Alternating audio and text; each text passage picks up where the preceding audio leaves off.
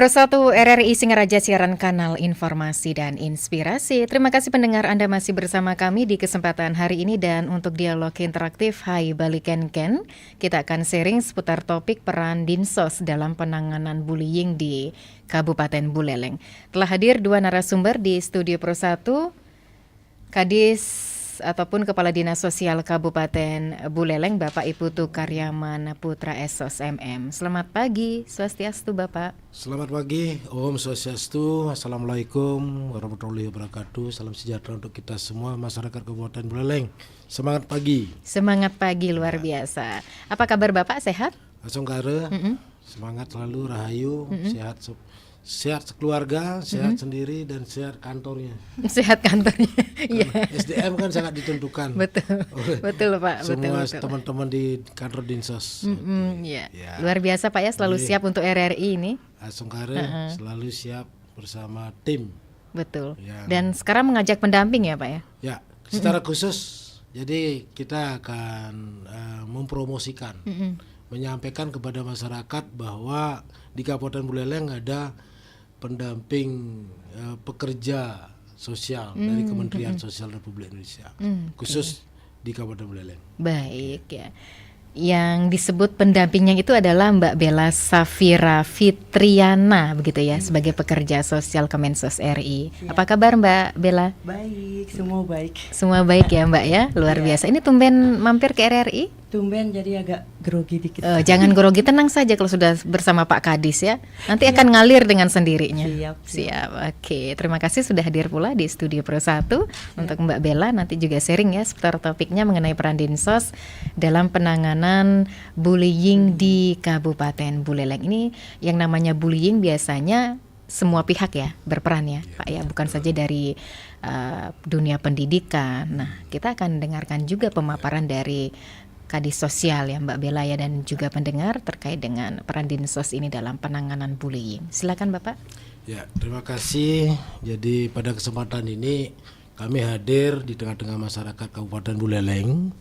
Secara khusus kita membawakan materi sebagai informasi nanti kepada masyarakat bahwa Dinas Sosial tidak hanya semata-mata berbicara tentang data dan tentang program bansos, tapi ada hal-hal khusus yang berkaitan dengan perlindungan dan pelayanan rehabilitasi sosial. Karena tugas pokok fungsi kami sudah jelas sekali bagaimana memberikan perlindungan kepada seluruh warga masyarakat, baik itu dari bayi sampai meninggal dalam kondisi fakir miskin dan warga tidak mampu. Sehingga kami bersama-sama SDM yang ada mampu mendampingi semua warga masyarakat berkaitan dengan pemberdayaan sosialnya. Sehingga permasalahan-permasalahan sosial bisa kita carikan solusinya dan kita bisa dampingi sampai ke tingkat pengadilan pun kami dampingi. Nah, karena tugas pokok fungsi kami berbicara tentang rehabilitasi sosial, secara khusus di bagian fasilitasi di sini ada yang berkaitan dengan anak yang berhadapan hukum, anak jalanan, anak yang memerlukan perlindungan khusus, dan anak korban tindak kekerasan sampai perlakuan salah. Nah, di sini kata kuncinya di perlakuan salah. Sehingga kita berbicara tentang perundungan atau bullying itu sendiri. Kalau di masyarakat bicara bullying mungkin belum semuanya juga. Apa sih bullying itu? Kalau bicara perundungan juga kiranya belum juga belum masyarakat tahulah. Kalau kita bicara pengertiannya adalah bullying itu adalah perilaku agresif ya dan negatif seseorang atau sekelompok orang yang berulang kali sehingga menyalahgunakan ketidakseimbangan kekuatan untuk menyakiti korban secara mental, fisik maupun seksual. Jadi ancaman yang dilakukan sekali saja itu akan membuat rasa ketakutan yang permanen. Nah, itulah yang merupakan bullying. Jadi rasa-rasa yang tidak nyaman saja sudah mulai mengarah dikatakan secara ini bullyingnya seperti itu atau perundungannya. Iya. Jadi kita dalam melaksanakan tugas ini sesuai dengan KUHP, undang-undang khususnya hukum pidana sudah jelas. Baik itu di pasal 170, kalau termasuk juga di pasal 355, 351 yang merasa tidak nyaman atau sampai dengan keperlindungan anak. Di sini udah jelas di Undang-Undang Nomor 35 Tahun 2014. Nah, dari permasalahan yang nanti bermasalah hukum, disinilah nanti sebagai pendampingan kami untuk bisa menjerat. Yeah. Jangan sampai ada anak-anak menjadi korban, baik itu yang berkaitan dengan perundungan dan bullying itu sendiri. Nah, bisa kami contohkan seperti ini. Jadi bullying itu ada secara gini ada manifestasinya ada 3. Oke. Yang pertama dalam bentuk fisik ya, bentuk fisik sampai dengan kekerasan, memukul, menampar, memalak, mendorong, mencubit, mencakar dan lain-lain saja, itu sudah hilang dah rasa nyaman anak itu. Ya. Jadi di situ udah keras, sudah fisik itu. Yang kedua, di sini ada orang berkata kasar, memaki, memfitnah, mengejek sampai dengan melakukan pengancaman. Itu secara verbal, bullying itu sendiri. Yang paling berat adalah di sini bersifat fisiologis. Mengintimidasi orang, mengucilkan, mengabaikan sampai mendiskriminasikan orang. Nah, ini berat, ini bersifat fisiologis. Sehingga kami selalu mendampingi mereka kalau sampai di bersifat fisiologis. Ya, dari ketiga manifestasi bullying itu memang secara garis besar itu terjadi, Pak, ya, dimanapun dan kapanpun begitu ya. Kalau kita bicara kasus, kasus inilah kita sedang bergerak ke semua sekolah-sekolah. Karena kemarin saya ngisi di salah satu SMA, saya tanya pada saat kumpul mereka, siapa yang membuat kelompok, siapa yang membuat geng, siapa yang membuat orang sampai ngeprank, sampai mengejek orang dan sebagainya. Di situ ada 2, ada pelaku dan ada korban. Nah, pelaku itu mungkin dia merasa paling hebat, paling pintar sehingga meremehkan orang, melecehkan orang dan sebagainya. Itu sudah kategori bullying, perundungan. Sehingga orang itu bisa berdampak terhadap tingkah lakunya. Dia merasa dikucilkan. Nah, disinilah kenapa anak melakukan bullying. Di sini kita bisa sampaikan ada rasa percaya diri, menganggap orang lain tidak ada artinya. Dia merasa paling hebat, paling pintar, paling ganteng, paling cantik. Semua itu udah rasa-rasa berlebihan. Paling-paling ya. Paling. Ini sudah mulai paling hebat ini merasa orang lain tidak ada artinya. Sehingga dia akan berusaha menganggap dirinya memiliki kekuasaan. Memiliki kelebihan itu, menganggap orang lain tidak ada artinya, dia ingin mengendalikan dengan cara secara verbal dan non verbal atau secara fisiologis. Disinilah berdampak bagaimana orang itu melakukan. Padahal itu hanya ekspresi dia kekecewaan, sehingga bisa jadi di rumahnya ada permasalahan, di sekolahnya lah dia membuat gaduh, dengan merasa paling seperti itu. Nah, disinilah sebenarnya diperlukan cara-cara penanganan. Nah, kalau kita lihat, mungkin saja orang-orang selaku pelaku bullying itu dia pingin dihargai, dia merasa selaku figur, ingin menunjukkan powernya di situ. Mungkin dia di rumahnya frustasi, betul. Jadi sudah broken home dan sebagainya. Yang paling berat itu adalah conduct disorder ya, gangguan perilaku dan emosi yang serius, sehingga dia menunjukkan perilaku yang berlebihan, baik itu kekerasan, merusak benda dan sebagainya.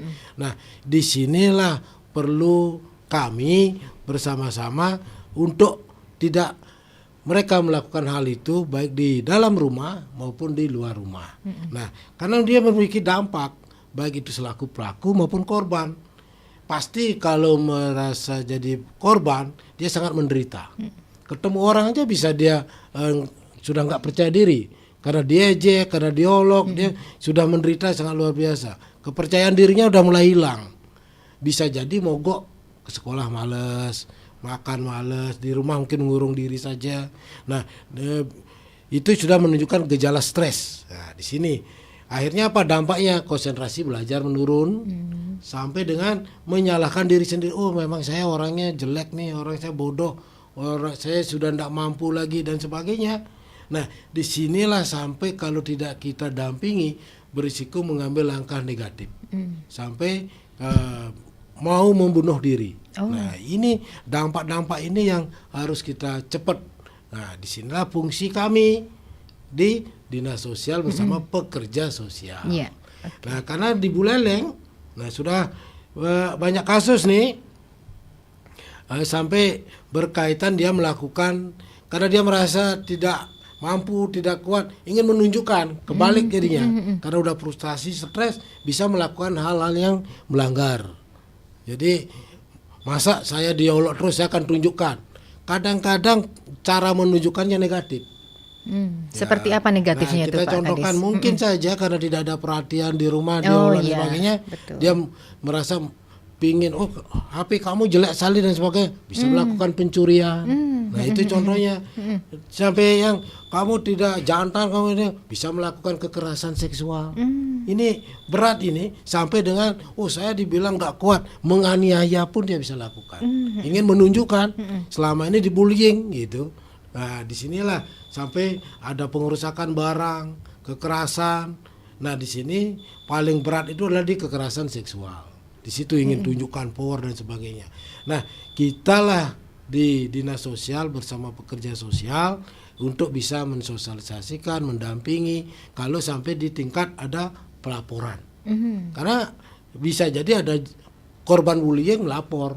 Nah, disinilah kami Dinas Sosial bersinergi dengan dinas-dinas terkait, Dinas Pendidikan, Dinas KB, sampai dengan yang pihak berwajib. Nah, nanti bagaimana fungsi pekerja sosial dalam penanganan ini? Kami persilakan. Oke, Dari silakan pekerja Mbak sosial. Bella Safira. Oke. Silakan. Penjelasannya. Oke, terima kasih Pak Kadis atas pemaparannya, bagus sekali. Seperti yang Bapak bilang, Ibu, perkenalkan sebelumnya saya Bella dari Pekerja Sosial Kementerian Sosial RI. Kebetulan di Buleleng itu bertugas sudah kurang lebih 5 tahun. Oh, 5 tahun. 5 ya. tahun dan dari kasus yang kami dampingi itu sudah Buleleng itu termasuk kasus yang lumayan tinggi jumlahnya. Walaupun mungkin terlihat di luar itu kayaknya adem ayem gitu ya, tapi ternyata di dalamnya itu masih banyak yang harus kita perbaiki. Berarti nggak muncul ke permukaan gitu ya. Benar. Tapi ini diam-diam Dinsos juga berperan ya Pak ya. Iya. Siap. Disinilah Oke. fungsi kami. Siap. Oke, Jadi ibarat yang muncul di permukaan atau yang melaporkan saja sudah banyak, apalagi yang belum kan bahasanya seperti itu. Makanya mungkin kita termasuk dalam kondisi yang urgent untuk penanganan generasi bangsa ya, karena anak itu kan generasi penerus kita kan.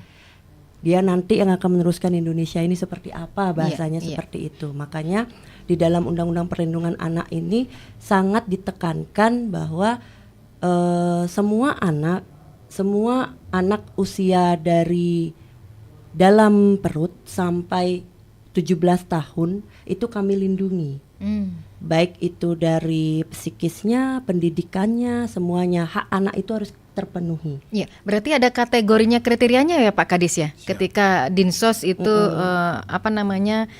merangkul dari korban bullying itu sampai dengan umur 17. 17 Oh, tahun, di atas iya. 17 nggak bisa ya.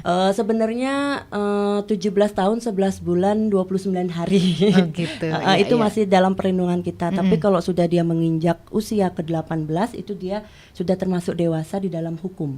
Oh gitu. Iya, Berarti jadi diserahkan ke pihak yang diserahkan ke berwajib. pihak yang berwajib. Oh gitu. Iya, iya. Jadi penanganan kita dalam korban bullying, karena di sini khususnya kita membicarakan bullying dari pekerja sosial itu tidak, yang pertama kita yakinin dari pekerjaan kita adalah untuk pelaku dan korban kita tidak boleh menjudge satu sama lain. Dalam artian pelaku kami lindungi, korban kami lindungi. Oke. Gitu. Seperti yang Pak Kadis bilang tadi, kalau dalam pelaku apa sih faktor penyebab dia bisa melakukan seperti itu. Iya. Jadi kita tidak boleh menjudge dia, kamu anak nakal, kamu ini tidak bisa mempunyai masa depan yang bagus. Kita tidak boleh langsung menjudge seperti itu, karena sekali lagi anak itu kan belum bisa menentukan arahnya, dia masih mencari jati dirinya dia seperti apa. Tapi rata-rata si pelaku mau bicara. Rata-rata pasti mau bicara, karena begini, dari kasus yang saya alami, seperti yang saya dampingin, tadi yang saya bilang di Buleleng itu lumayan tinggi ya, korban bullying dan pelaku bullyingnya gitu. Nah dari korban bullying kita pasti dampingin secara intens, tapi dari pelaku kita tidak boleh menjudge. Nah penanganannya yang kita lakukan dari pekerja sosial, yang pertama kita pisahkan dulu yang mana yang jadi pelaku, yang mana jadi korban. Yang kita datangin pertama korban terlebih dahulu. Apa yang misal dari perilaku bullying tersebut, apa dampak besar yang paling besar yang dia alami dalam kehidupan sehari-hari. Ini teknisnya memang ada yang melapor begitu Mbak ya? Baru Dinsos menjajaki gitu ya. Jadi untuk pelaporan itu boleh ke kepolisian, atau boleh dari sekolah yang melaporkan, atau boleh dari keluarga sendiri melaporkan mungkin ke desa melaporkan ke kita. Oh gitu. Iya, jadi penjajakan tindakan kuratif yang kita lakukan itu dari pelaporan. Tapi tindakan preventif atau pencegahan yang kita lakukan itu ya dari sosialisasi ke sekolah atau ke kelompok-kelompok masyarakat tertentu gitu. Nah, oleh karena itu kalau dari tindakan kuratifnya, dari yang seperti Ibu bilang itu dari pelaporan. Nah, saat pelaporan itu tiba, kita jajaki dulu yang mana yang lebih urgent, korbannya kah atau pelakunya kah. Nah, kalau misalkan korbannya urgent seperti yang pernah saya alami, dia sudah sampai ke tahap mau bunuh diri, itu kan sangat urgent gitu. Tapi ada yang seperti itu ya Mbak ya? Ada yang seperti itu, dalam artian anak itu sudah sangat-sangat depresi, merasa sangat-sangat tidak berharga lagi hidup di dunia ini, ditambah lagi anak itu sudah di luar menjadi korban bullying, di dalamnya ternyata hancur juga. Tidak ada dukungan atau support dari keluarganya, tidak ada dukungan support dari lingkungannya. Jadi dia merasa hidup itu sendiri. Buat apa lagi ya dia hidup kalau misalkan semua orang juga tidak memperdulikan saya.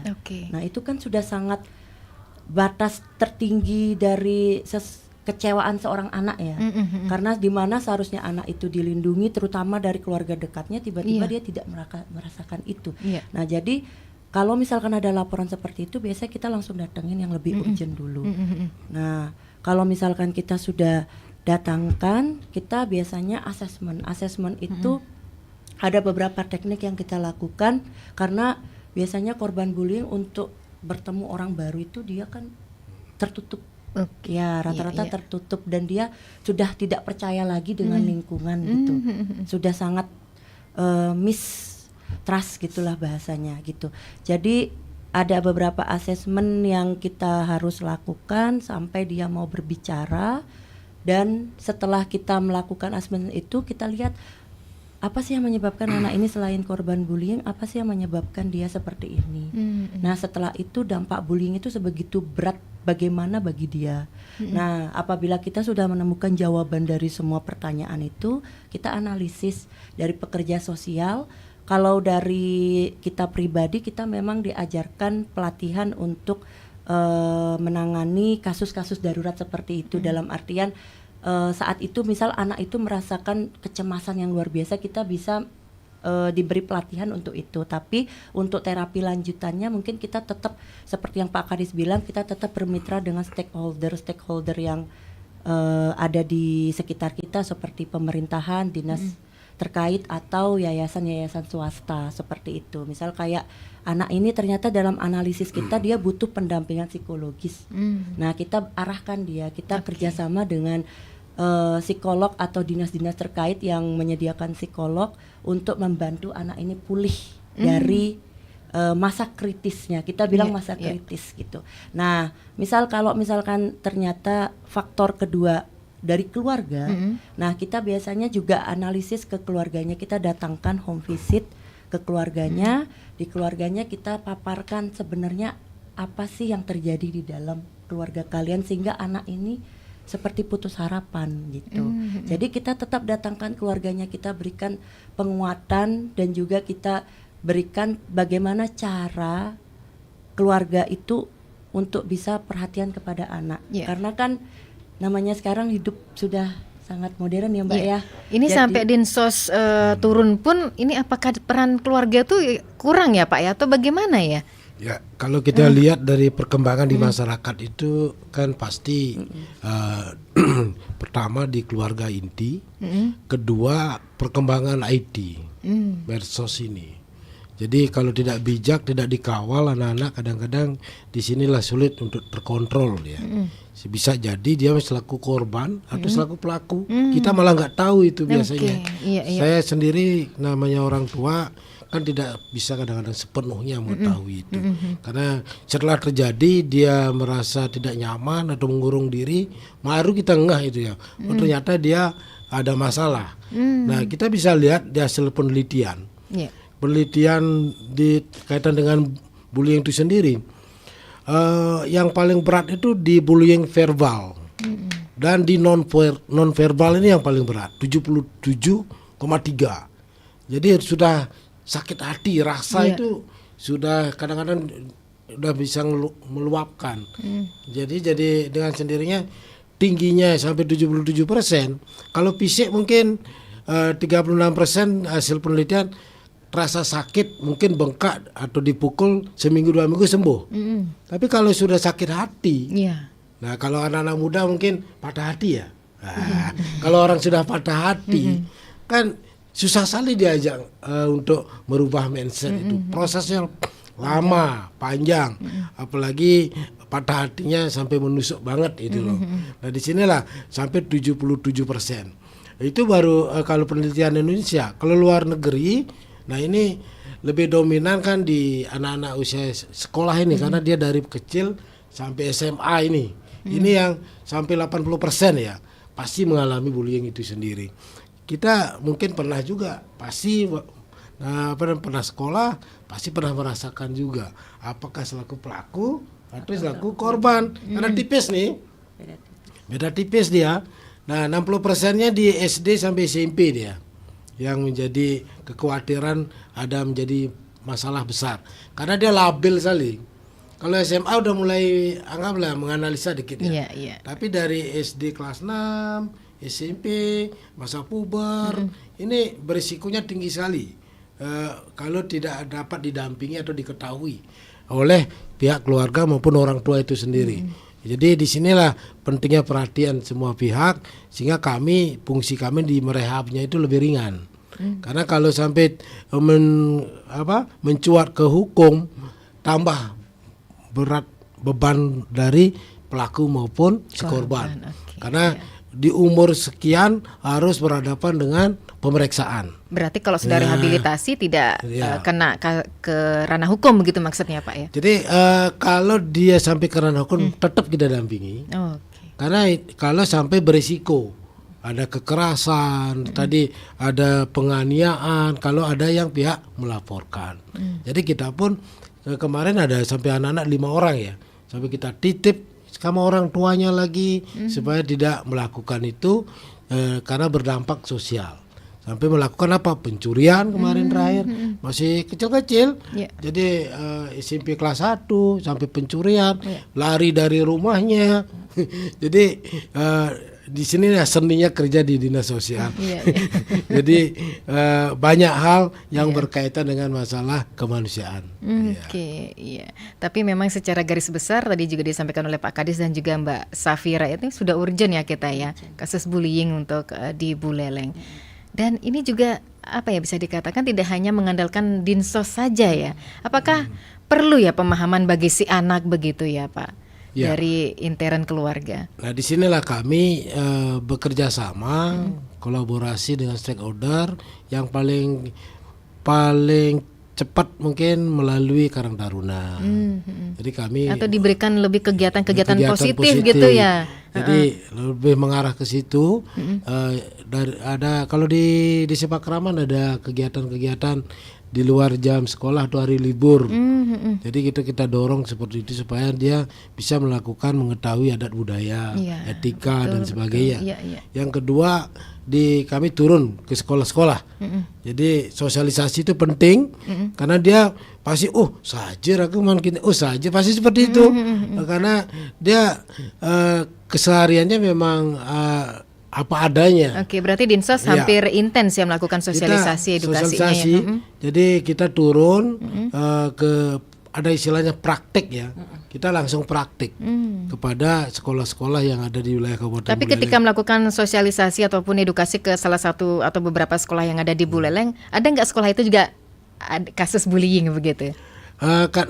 Kembali kami sampaikan, kasus bullying itu sebenarnya di semua lini ada. Hanya terbuka dan tertutup, kan itu. Kalau terbuka, dia biasanya kasusnya diredam, diselesaikan oleh guru BP-nya, kan itu ya. Di masing-masing sekolah.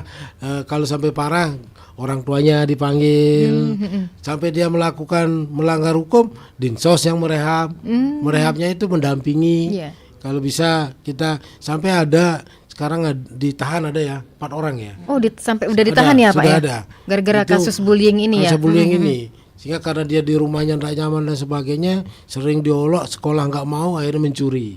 Nah itu ya, yang kemarin seperti itu. Itu kita dampingi. Pernyataan orang tua sudah tidak kuat. Tidak bisa lagi untuk membina sampai dengan mendampingi anak-anaknya nggak bisa. Sehingga diambil langkah sampai pelaporan. Nah disinilah fungsi kami merehabilitasi sosial, dan kami sangat didukung oleh panti-panti atau yayasan sebenarnya. Jadi ada yang bermasalah, ada sampai dititip ke panti asuhan dan sebagainya supaya lebih enak lah merehabnya. Model-model seperti itu kita lakukan bersinergi dengan semua pihak. Kalau dengan dinas pendidikan, dinas kesehatan, sampai dengan di Sipakraman. Kalau pemerintah desa kan sudah menjadi tugas bersama supaya keamanan ketertiban di wilayah desa kelurahan bisa lebih baik. Itu yang sudah kita lakukan. Tidak hanya ada masalah baru kita turun, tidak. Kita melalui semua media kita ajak bersinergi.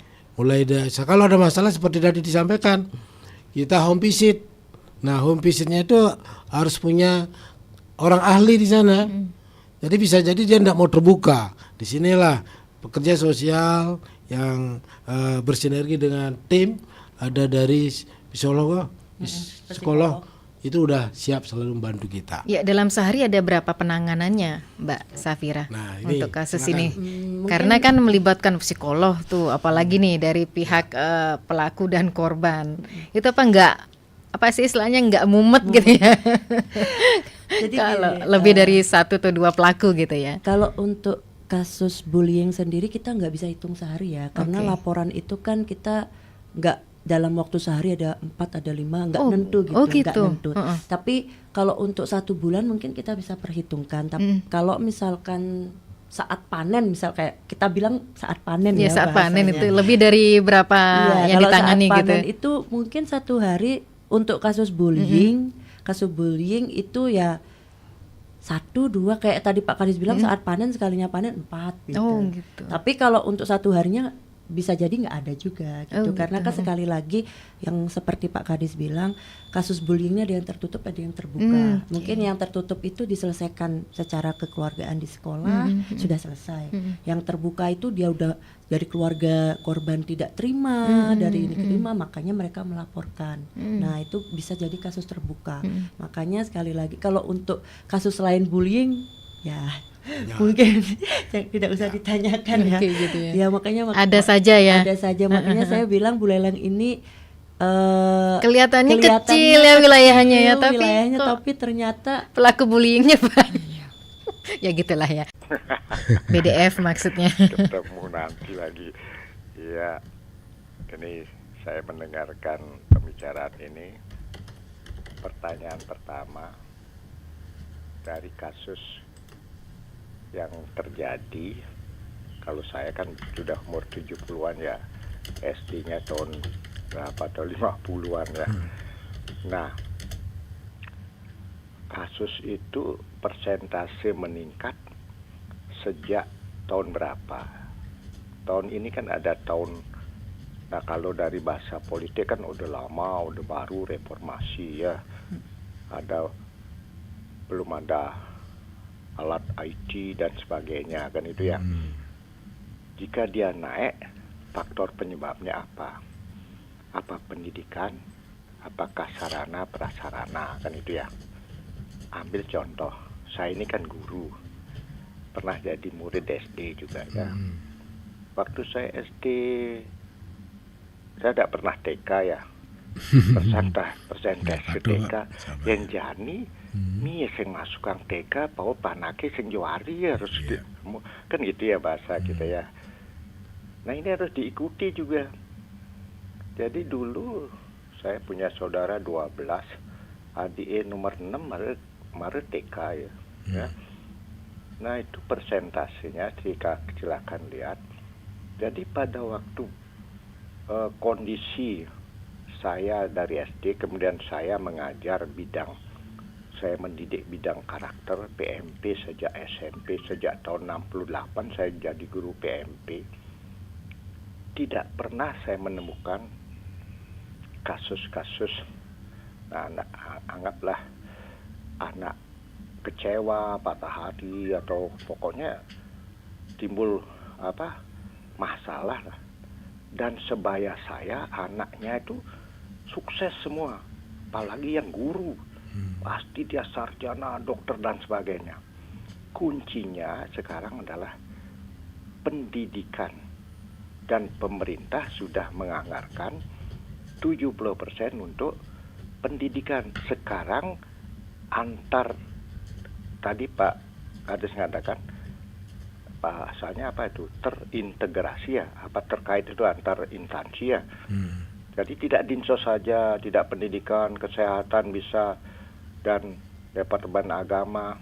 Nah, gimana pada waktu saya mendidik bidang pendidikan karakter, itu sudah kelihatan bahwa mereka itu pendidikannya, hasilnya adalah sangat signifikan. Artinya banyak yang berhasil dalam bidang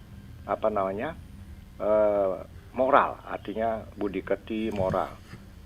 Nah mungkin karena perkembangan zaman kita tidak bisa menghindari, kitalah yang harus waspada dan mengendalikan diri. Apa misalnya? Sekarang kan merdeka ya, semua kurikulum merdeka. Beda merdeka dengan kebebasan kan itu. Nah, sekarang ini alat ini kan sudah bebas, HP dan sebagainya, IT lah. Yang penting sekarang adalah bagaimana orang tua dan guru memanfaatkannya. Termasuk bagaimana mengatur bidang pendidikan itu adalah satu, dana itu udah ada, memanfaatkan dana itu, distribusi dana harus tepat sasaran dan untuk kepentingan anak. Contoh, TK atau PAUD ini sekarang berkembang. Kenapa TK negeri sedikit? Padahal cara Bali ini yang ngomong masa kedebong orang dasar Pak. Kata sing batu beton angkon. Yang itu metumpo setengah minggu, 2 minggu beriyo gumai. Jadi pondasi dasar itu dari TK. Gurunya diangkat segera. Jangan manonor 100, 200 ribu, 50 ribu. Saya ngalami anak-anak saya PAUD itu yang sudah tamat. Dia ngontrak Banjar Pak kudu mampis 75 ribu. Wih pedalem pindah ke kota Eka Dharma Kabe. Nah ini perlu disikapi. Jadi pengangkatan guru, kemudian dia adalah betul-betul profesional, bukan kilat.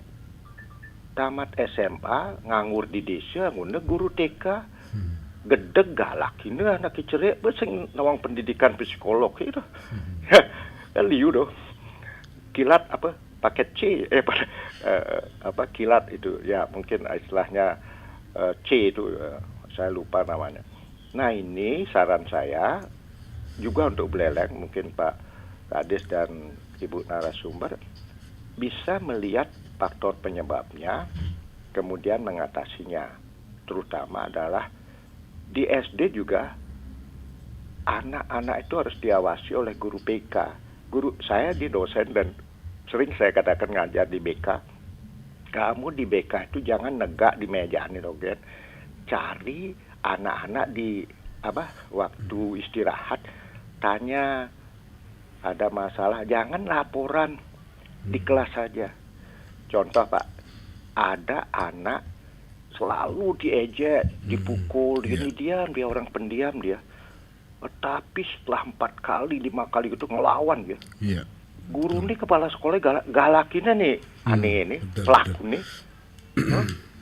Padahal dia benar. Jadi salah, kamu jangan mukul gini-gini. Padahal dia itu membela diri, patut cara anak membela diri. Kan ada kasus Polri itu, membela diri, ada hukuman, okay? Akhirnya badingange, baru ada memberitahu dia membela diri untuk tidak terbunuh, mendapat penghargaan. Dia diberi penghargaan itu harus.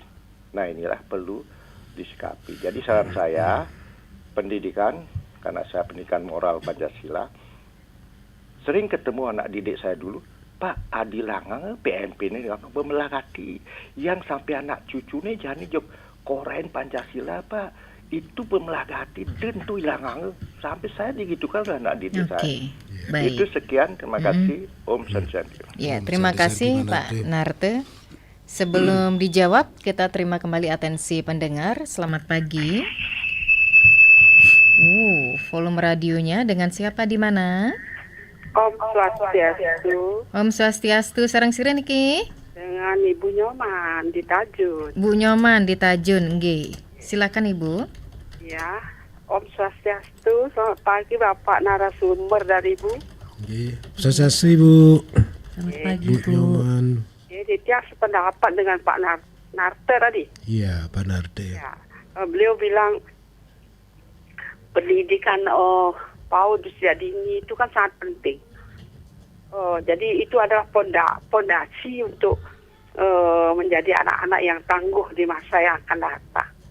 Saya kebetulan ini dari Desa Tajun 2003 saya mendirikan TK bekerja sama dengan donatur dan aparat desa, masih sampai sekarang masih berjalan.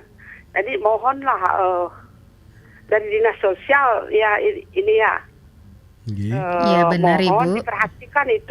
diperhatikanlah itu pengajar PAUD itu, diperhatikan kesejahteraannya supaya bisa dia mengajar lebih bersemangat gitu. Masa honornya sedikit banget, bagaimana dinas sosial atau dinas pendidikan memperhatikanlah mereka-mereka yang mengabdi di PAUD atau di TK tersebut. Itu usulan saya. Dan saya bertanya Pak ya, Bu, apa itu bullying dan apa itu flexing? Apa bedanya itu? Ya, itu pertanyaan saya. Semoga ya ke depan tidak bertambah itu tentang bullying. Terima kasih. Baik, terima kasih untuk Ibu Nyoman yang ada di Tajun. Jikalau ada jawaban untuk memperhatikan para pengajar PAUD, Bapak bisa sebagai menjembatani untuk ke dinas pendidikan ya Pak ya. Oke, kita terima kembali atensi pendengar di 24644. Selamat pagi. Selamat pagi. Merdeka. Merdeka Bapak Dimas. Dari Selat Gede Sarono. Salam sehat, salam tangguh. Pantunnya dulu Pak, Bapak Dimas. Itu pantun saya ini Pak Kades ya. Salam sehat dan salam tangguh katanya Bapak Dimas. Ini Ya. Pak Kades. Iya. Apa namanya? Kantor pos. Ketemu Pak Camat juga Bang Mandor. Buat tetap semangat, jangan kasih kendor. Oh, buat Pak Kadinsos tetap semangat katanya, jangan kasih kendor. Yang penting mandor. Narasumber Ibu juga ya. Oke. Apa gini Pak? Iya. Saya dengar berita terakhir ini Pak. Ini untuk PMP itu diterapkan lagi Pak. PMP. Karena itu dasar sekali itu Pak. Karena saya amati sekarang itu kayaknya PMP yang dulu masih saya masih SD itu sudah lain Pak.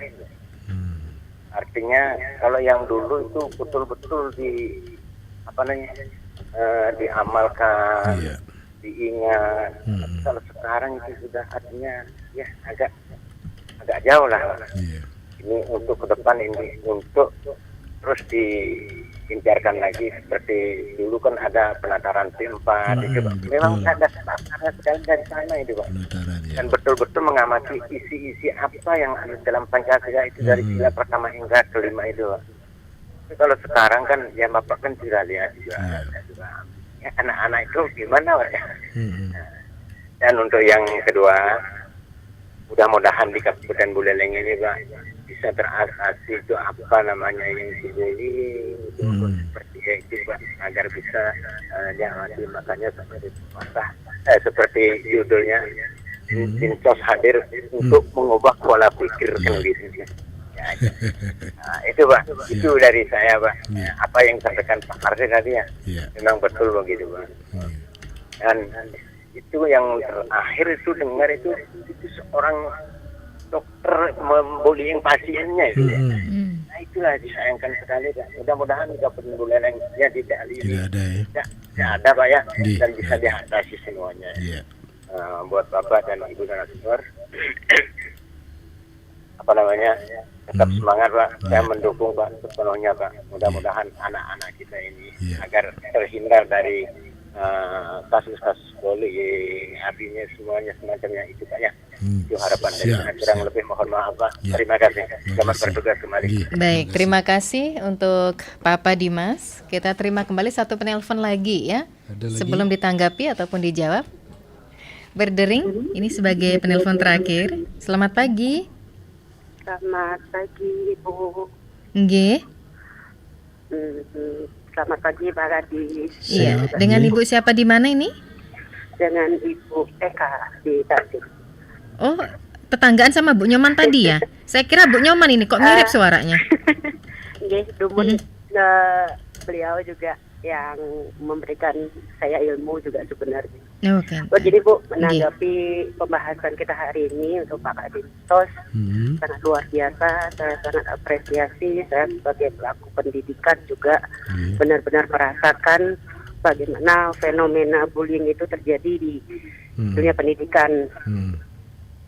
Dan pada prinsipnya sebenarnya hal seperti ini terjadi mungkin dari pengamatan Tiang sebagai pelaku pendidikan, kurang berfungsinya pendidikan pertama dan utama yang dalam hal ini adalah keluarga. Dengan kesibukan orang tua, kalau dulu kita berangkat sekolah ada orang tua ditanyai, disiapkan, kemudian pulangnya ada yang menyapa, nanya belajar apa gitu. Tapi fenomena saat ini anak hanya dicekoki dengan bekal yang banyak, kemudian HP dengan begitu luasnya penggunaannya tanpa kesiapan mental mereka, di mana umur-umur mereka adalah posisi meniru. Dan kemudian mempraktekkan itu sepertinya bagi mereka seru di lapangan seperti itu. Karena banyak kasus-kasus saya tanya saat mereka mukul, kamu diajarin siapa? Lihat di YouTube Bu. Itu hal yang mungkin sangat mengejutkan juga. Untuk kita mudah-mudahan ke depan orang tua yang menyayangi anaknya semua akan menyayangi anaknya, tapi terkadang cara menyayangi mereka mungkin yang perlu diedukasi, mungkin Pak Kadis mungkin benjang-benjang diadakan mungkin sejenis pelatihan bagaimana mendampingi anak dengan gadget, mungkin begitu Pak Kadis. Mudah-mudahan nanti gadget itu adalah sesuatu yang sangat bermanfaat di samping hal-hal negatif yang mungkin kita tidak sangka apa yang menjadi permasalahannya di lapangan, khususnya untuk anak-anak yang kayak Tiang di anak SD. Anak selama ini kasus-kasus kekerasan itu lebih banyak alasannya mereka adalah satu, mereka juga mendapatkan kekerasan di rumahnya. Kedua, dia mendapatkan sumber kekerasan itu dari media sosial. Mungkin ini yang nanti kita menjadi acuan perhatian terbesar. Selain mungkin dari Bapak tadi, siapa ya namanya yang menyatakan TMP yang lenyap dari kurikulum pendidikan kita. Oke, baik, itu saja Mudah-mudahan Bu itu yang Eka. bisa, mungkin itu usulan sedikit, mungkin jadi pemikiran kita bersama. Mudah-mudahan Bu Leleng bisa ditekan masalah bullying dan tidak ada bullying lagi di Bu Leleng. Untuk Pak Kadis saya apresiasi dan juga untuk Ibu, siapa yang namanya lupa saya. Ibu Safira. Ibu Safira, semangat Ibu, mudah-mudahan kita bisa bergerak bersama, saling mendukung untuk menciptakan Buleleng bebas bullying. Terima kasih. Baik, terima kasih Ibu Eka yang ada di Tajun. Waduh, Pak Kadis, monggo untuk dijawab ataupun diapresiasi. Ini banyak sekali harapan. Ini luar biasa ini. Dari semuanya pendengar. dari gini, pemerhati pendidikan, guru, termasuk juga pemerhati sosial. Jadi terima kasih. Jadi pada umumnya mungkin yang ini lebih banyak seumuran Tiang mungkin, karena dulu masih ada pendidikan gini PMP ya. Apalagi dulu ada kantor BP7 namanya dulu, yang selalu memberikan pelatihan, penataran, P4 dan pola-pola yang bagaimana generasi muda lebih tangguh, lebih kuat dengan nilai-nilai Pancasila, nilai-nilai kekeluargaan, nilai-nilai dari etika, tata krama, keluarga dan sebagainya. Namun kita tidak bisa pungkiri perubahan yang abadi ini. Jadi kadang-kadang percepatan lompatan perubahan ini kita kebiasaannya ingin di zona nyaman. Jadi seperti tadi Ibu bilang tadi, dengan kasih bekal, kasih HP kita bisa dianggap membahagiakan, padahal itu juga beresiko. Nah, kalau kita berbicara tentang bullying atau perundungan ini, memang di posisinya dari 2/3 anak perempuan dan laki itu di umur berapa? 13-17 sampai di posisinya sekarang di tingkat pelajar ya, 41%. 41% ini sangat dirasakan di anak-anak di usia 15 tahun ini emang labil sekali. Jadi kalau dilihat dari penelitian, dari rasa perasaan dari diejek dan sebagainya itu sudah mulai, apalagi sampai dikucilkan. Nah, kalau peningkatan kasus memang seperti kami sampaikan tadi, terbuka tertutup dia. Jadi kalau sampai terbuka berarti udah parah sampai dengan pelaporan. Kalau peningkatan kasus jelas itu semenjak adanya IT yang semakin canggih, kesibukan orang tua dan memberikan penguatan zona nyaman tadi. Jadi mungkin kalau kita punya cucu dari umur 2-3 tahun sudah HP pakai ngempu. Nah, sehingga suka tidak suka banyak hal yang belum siap dia terima. Sehingga bisa jadi berisiko berdampak dengan perilaku, mindsetnya, sampai ke depannya adalah tingkah lakunya. Jadi nilai-nilai itu sudah dikalahkan oleh perkembangan IT. Disinilah ada perlu kebijakan dalam penanganan baik di lingkungan keluarga maupun lingkungan masyarakat, peran serta semua pihak. Nah, di sini kami juga sangat berterima kasih ada masukan berkaitan dengan pola pendidikan. Kita bisa kolaborasikan nanti, karena fungsi kami kan di pemerintah mengkolaborasikan dengan dinas terkait, tata cara penanganan, dan kami secara internal dan ke masyarakat pemberdayaan. Bagaimana memberdayakan semua stakeholder sehingga permasalahan ini walaupun ada lompatan IT tapi tetap diberikan ilmu-ilmu ataupun pendampingan bagaimana warga masyarakat khususnya anak-anak kita memerlukan perhatian khusus kepada baik dari anak-anak yang masih usia dini sampai dengan di umur 17 tahun. Disinilah fungsi kami untuk pemberdayaan. Mudah-mudahan dengan pola-pola yang kita siapkan, kita pelajari, bisa meringankan beban bagi korban, termasuk juga para orang tua. Bagaimana caranya kita bersama-sama bisa memberikan informasi yang tepat, apa itu bullying, apa itu perundungan, dan seperti apa penanganannya. Inilah kami dengan pekerja sosial siap memberikan informasi, pelayanan, termasuk juga konseling, sehingga nanti para guru yang berat ini kan dari tingkat PAUD, SD sampai SMP sampai dengan SMA. Yang paling beratnya dengan memberikan fondasi dari PAUD aja, seperti tadi Pak Narti ceritakan. Jadi kami tidak bisa sejauh itu berkaitan dengan kebijakan, tapi berkaitan dengan teknis untuk mengurangi bullying dan perundungan. Kami siap akan sosialisasi dari tingkat guru-guru, karena guru-guru ini kan harus punya ritme yang sama dengan kami, sehingga bisa memberikan memfasilitasi kepada warga sekolahnya, sehingga kemerdekaan di sekolah itu bukan berarti lompatan meninggalkan etika estetika baik antar teman dengan gurunya ataupun dengan pimpinan sekolahnya. Memang beda sekali mungkin dengan kami. Dulu baru dilihat sama guru saja sudah pada ketakutan. Nah, di situ bisa dilihat apakah memang benar pola dulu, apa yang sekarang yang salah. Kita tidak bisa. Tapi disitulah perlu ada komunikasi yang baik. Pada intinya bagaimana komunikasi internal di rumahnya, di keluarganya, komunikasi dengan lingkungan, dan komunikasi di warga sekolah. Jadi ini yang perlu kita tingkatkan sehingga kita bisa memberdayakan semua pihak. Jadi mungkin nanti silakan dari pekerja sosial Mbak Bella berkaitan dengan teknis lagi, karena Bu Eka dengan Bu Nyoman tadi ya nanya perbedaannya perundungan bullying itu sendiri. Kami silakan. Oke, terima kasih Pak Kadis, dan untuk penanya Bapak Ibu yang saya hormati, terima kasih banyak atas atensinya.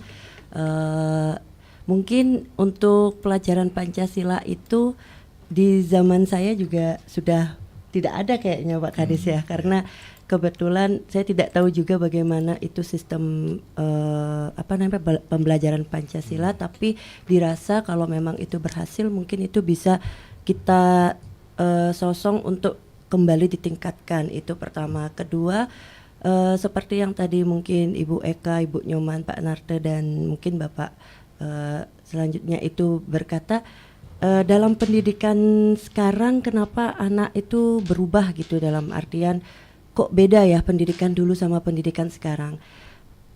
Setiap kali saya sosialisasi kepada komunitas keluarga atau komunitas masyarakat, saya selalu mengatakan didiklah anakmu pada zamannya. Jadi mungkin pendidikan kita zaman dulu, kalau guru-guru zaman dulu kalau misalkan anaknya nakal di kelas mungkin bisa bawa penggaris ya Ibu ya, penggaris pecek gitu ya, pukul, dan anak itu sudah tidak nakal lagi gitu. Tapi kalau itu sekarang dilakukan itu sudah sangat tidak sinkron, karena sekali lagi Undang-Undang Perlindungan Anak itu melindungi anak dari tindakan apapun itu, kekerasan baik dalam bentuk apapun itu. Seperti yang tadi Pak Kadis bilang. Kalau sekarang mungkin kalau guru-guru mulai memakai aturan yang dulu ada anak nakal dipecut, sudah gurunya yang kena. Kalau misalkan anaknya itu melaporkan ke ranah hukum, gurunya bisa kena kekerasan. Dan karena anak itu dilindungi oleh undang-undang walaupun anaknya senakal apa gitu. Makanya yang saya bilang itu untuk pendidikan anak zaman sekarang itu sungguh sangat berbeda dengan zaman dulu. Yang pertama mungkin yang seperti Ibu Eka bilang itu karena gadget ya. Ya itu sangat mempengaruhi sekali, gadget itu sangat mempengaruhi sekali anak itu mencari jati diri, karena di mana-mana sekarang gadget itu untuk penayangan yang sifatnya itu kekerasan itu mereka itu anggap wah keren gitu. Apalagi ditambah sinematik yang mungkin anak itu wah kalau aku melakukan ini aku keren sekali nih gitu. Ibarat seperti itu gitu. Makanya itu terobsesi jadinya ya. Bisa jadi terobsesi dan enggak banyak juga itu terjadi di kasus-kasus yang pernah saya dampingin. Itu dari mana ya? Dari gadget seperti yang Ibu Eka bilang, banyak sekali. Jadi kalau misalkan kita fokus pada pelajaran atau pendidikan zaman dulu yang pakai kekerasan, kita juga termasuk memberikan contoh yang tidak baik kepada anak. Nah, oleh karena itu mungkin pendekatan yang bisa dilakukan sekarang selain sabar menjadi seorang guru, pendekatannya itu kita lihat dari berbagai aspek gitu. Jadi satu, pendekatan kepada anaknya secara halus, secara heart to heart lah bahasanya. Itu. Kedua, kalau tidak mampu lagi mungkin juga yang tadi saya bilang keluarganya, apa keluarganya yang salah gitu. Jadi perlu effort yang sangat tinggi mungkin bagi para pendidik sekarang. Makanya saya sangat-sangat berterima kasih kepada para pendidik sekarang yang sabar menghadapi anak-anak zaman sekarang. Oke, iya. Sepertinya memang menarik perbincangan di kesempatan siang hari ini ya Pak Kadis ya, tapi berhubung waktu yang terbatas begitu ya. Cepat sekali menunjukkan hampir mendekati pukul 10. Ya, untuk menutup dialog Hai Balikenken, silakan closing statementnya Pak Kadis. Ya. Jadi kami kembali jelaskan bahwa bullying atau perundungan itu seperti apa. Jadi pada intinya adalah perilaku agresif ya. Seseorang siswa-siswi yang negatif yang berulang kali dilakukan terhadap siswa yang lain. Nah ini yang lebih lemah sehingga ada dampak-dampak yang seperti tadi disampaikan. Dari perundungan ataupun permasalahan bullying ini penyelesaiannya adalah menjadi tanggung jawab bersama. Jadi semua pihak harus berperan aktif di sini. Baik mulai dari keluarga, tempat sekolahnya dan kami selaku pemerintah. Dan pemerintah ini luas, dari desa, kecamatan, sampai dengan dinas terkait, pendidikan dan sebagainya. Solusinya adalah mari bersama-sama untuk memberikan informasi yang tepat, sekaligus memberikan kegiatan yang positif. Jadi, baik internal di sekolah, warga sekolahnya, buatkan kegiatan-kegiatan yang positif, dan terakhir adalah kegiatan eksternal di masyarakat. Jadi di masyarakat perlu ada kegiatan-kegiatan yang positif sehingga permasalahan bullying, perundungan ini bisa secara bertahap diimbangi dengan informasi yang tepat. Demikian. Baik. Terima kasih. Mohon maaf jika ada yang kurang berkenan. Kami akhiri dengan para musanti. Om Santi Santi Santi Om. Wassalamualaikum warahmatullahi wabarakatuh. Salam sejahtera untuk kita semua. Merdeka. Merdeka. Baik, tetap semangat dalam menjalankan tugas kemanusiaan buat Pak Kadis beserta tim pekerja sosial. Ini semoga Buleleng bebas dari kasus bullying. Yang pastinya terima kasih atas kehadirannya di Studio Pro 1 Bapak Ibu Karyaman Putra SOS MM sebagai Kepala Dinas Sosial Kabupaten Buleleng dan Mbak Bella Safira Fitriana sebagai pekerja sosial Kemensos RI. Dan pendengar, penutup ataupun closing statement tadi dari narasumber sekaligus menutup jumpa kita di Dialog Interaktif Hai Balikenken untuk edisi hari ini Kamis 24 Agustus 2023. Terima kasih atas kebersamaannya dan sampai jumpa.